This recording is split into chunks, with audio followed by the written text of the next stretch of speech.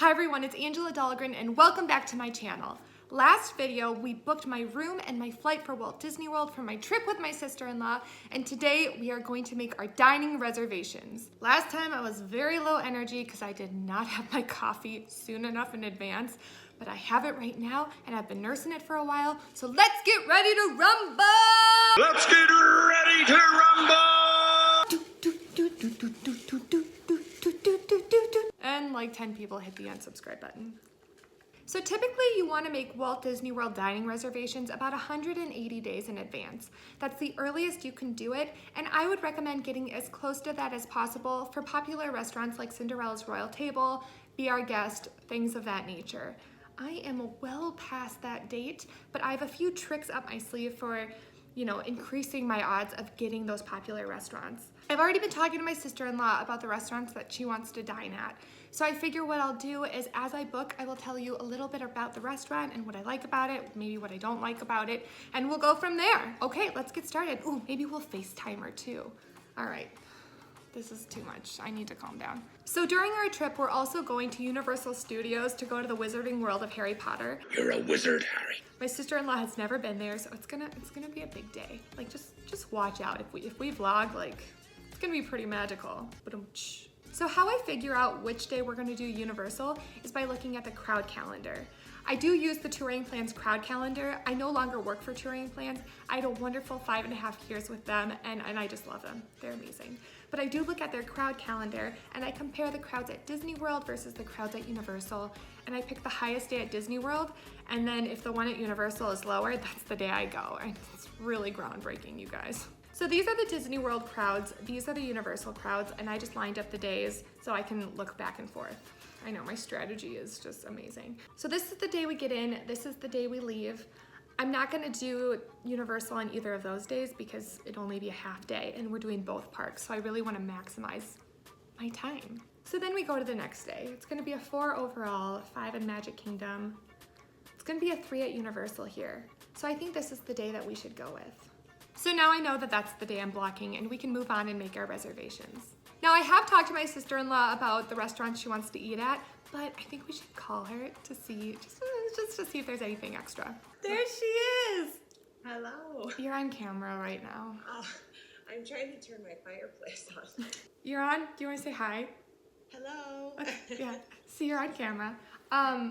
I wanted to ask you, I know that we've talked about it, but I wanted to ask you where specifically you want to eat when we're in Disney. I don't know. I mean, well, the Be Our Guest. I've never done the Be Our Guest dinner, right? Isn't that what it was? The dinner? Yeah. Have you done lunch or breakfast? What have you done? I think we did breakfast because we did the breakfast and then the kids still wanted to try the gray stuff, so they had gray stuff with their breakfast. Would you, if I could do like a morning reservation before the park opens so we could do like 7 Dwarfs Mine Train, would you mind going there for breakfast again? No, that's fine with me. Okay, otherwise I'll look for dinner. Okay, where else?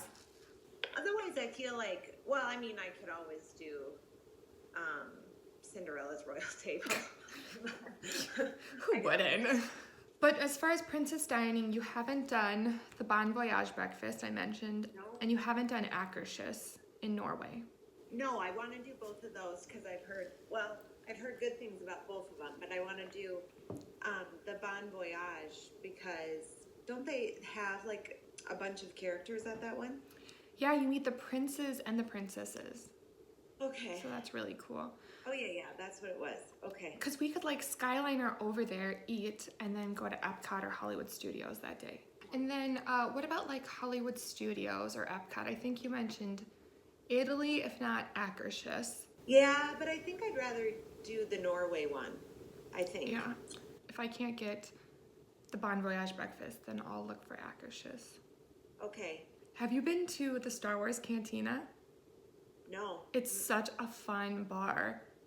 Really? We should go there for drinks. Okay. I didn't even know that they had that.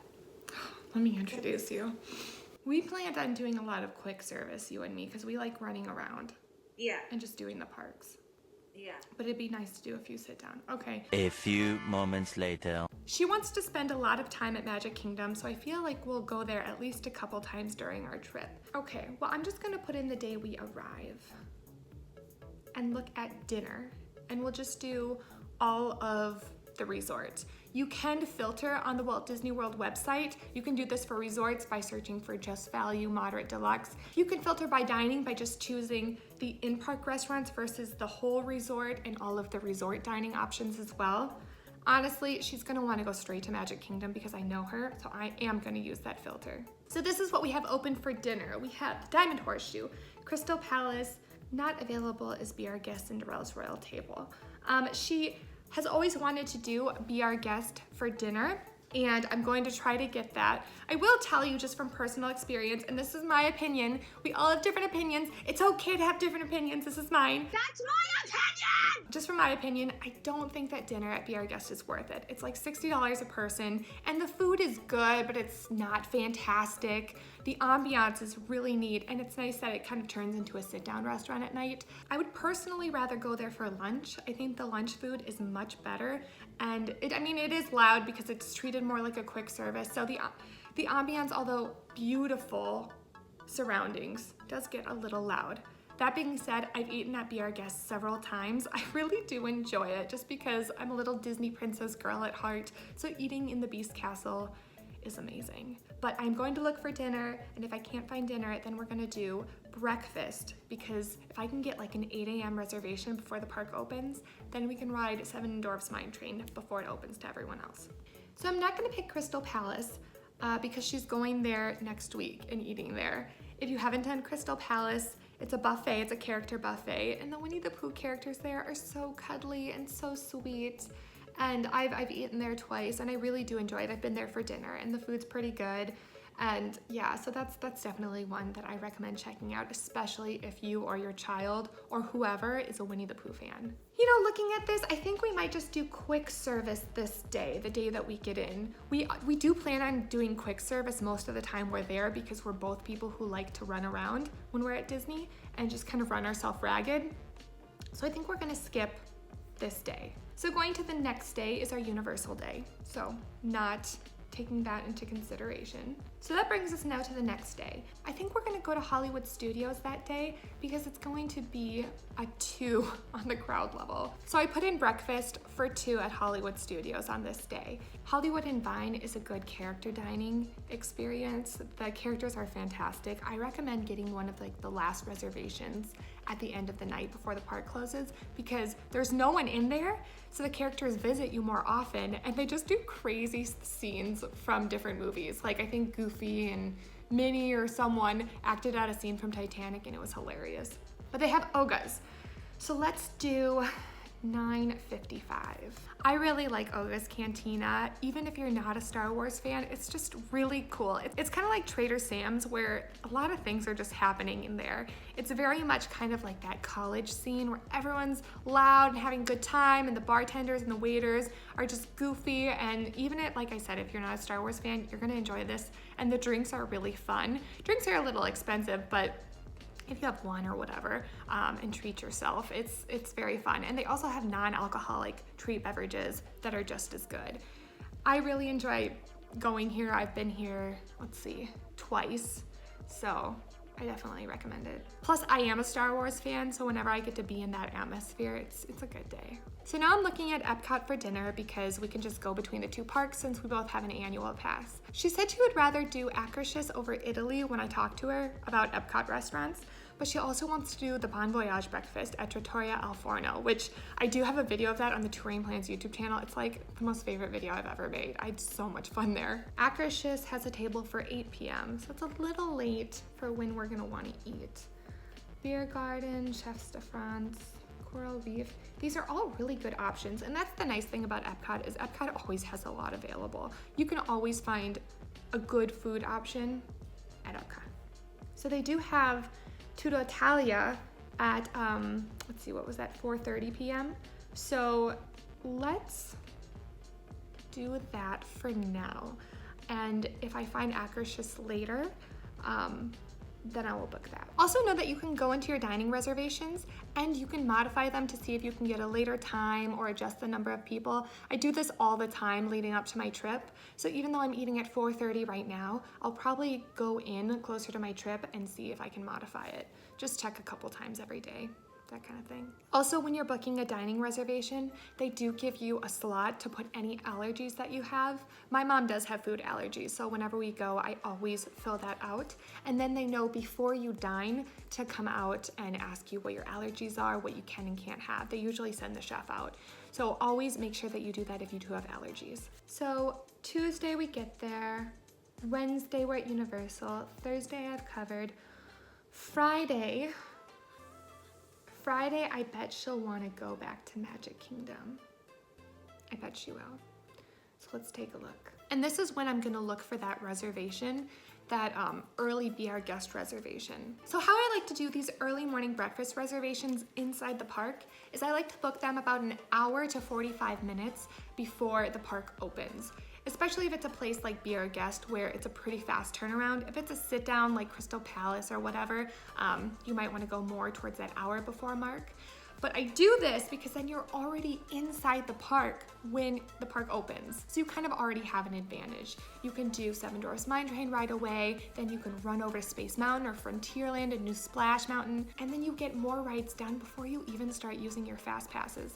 This is also similar to how rope drop works, and rope drop means you just get there before the park opens. So right when the rope drops, like the welcome ceremony is over, you're already in the park and you can go straight to the ride, and you have an advantage behind all those people who are walking in right when the park opens. You're already in there. So if Magic Kingdom opens at 9 a.m., you can actually get in as early as 8 a.m. So I would suggest maybe getting there a half hour early, going through security, grabbing a Starbucks, and then getting ready to go on whatever ride you choose. Okay, so looking at the reservations for breakfast, Be Our Guest is only at 9 a.m. for the earliest time. So what I'll do in this instance is I'll book the 9 a.m., but then I'll modify my reservation like I mentioned earlier.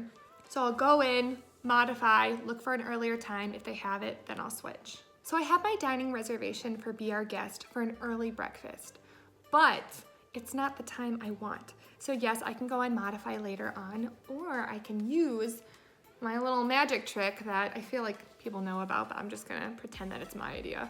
You can use the Touring Plans reservation finder, and they will search for the reservations for you and then email and text you when it's available. I've used this so many times on a trip, and I've gotten Cinderella's Royal Table, Be Our Guest, I've gotten all these really hard to get reservations like a week before my trip.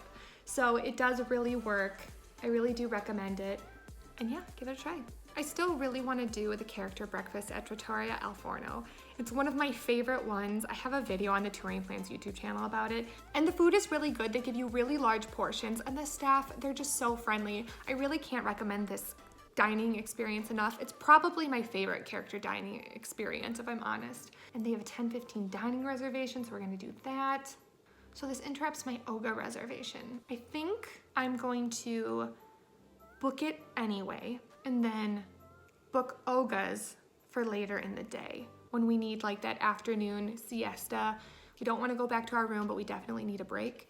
So that's what I'm gonna do instead, because this is such a good dining. Oh my gosh, if you have little princes and princesses of your own, or if you are a Disney princess or prince at heart, this is such a good, oh, so good, such a good one. But then that just means that we have to rebook Oga's. And since we have a big breakfast in the morning, I might end up canceling Italy because that's just gonna be 2 huge meals, and I don't know, it just might get kind of heavy for us personally. Okay, so they have a 4:50 reservation. I'll take it for now. I'll probably modify it. This is what I do. I get very obsessive over my reservations, and I do this with fast passes too, where if they're not completely perfect the way I want them, I will go and modify it until they're perfect. And yes, I'm fine canceling the Tutto Italia reservation. That's completely fine.